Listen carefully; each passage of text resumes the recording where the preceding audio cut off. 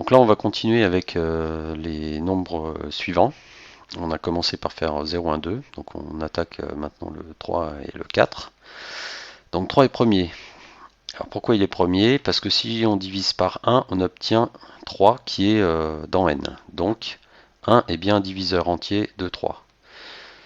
2, si je divise 3 par 2, j'ai 1,5 qui n'est pas dans n, donc 2 n'est pas un diviseur entier de 3. Si je fais 3 divisé par 3, j'obtiens 1 qui est dans n, donc 3 c'est bien un diviseur entier de 3.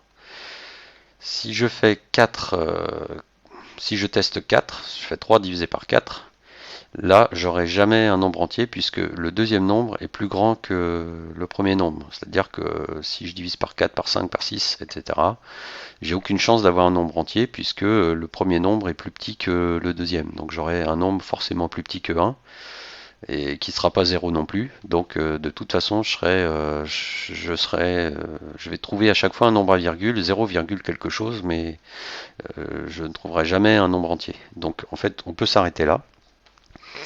Et on peut donc là, on peut compter les diviseurs distincts dans n. Donc on a 1 puisque 3 est entier et 3 puisque 1 est entier. Donc les deux diviseurs, les deux seuls diviseurs qui sont bien distincts, 1 et 3, c'est 1 et lui-même, puisqu'on est parti de 3. Donc 3, c'est bien un nombre premier. Maintenant 4. Si je divise 4 par 1, j'obtiens 4 qui est dans n. Donc 1, c'est bien un diviseur de 4, un diviseur entier. Si je divise 4 par 2, j'obtiens 2 qui est dans n. Donc 2, c'est bien un diviseur entier de 4.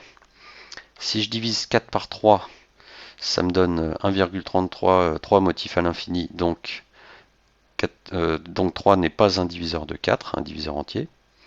Si je fais 4 divisé par 4, là j'obtiens 1 qui est dans n, donc 4 c'est bien un diviseur de 4.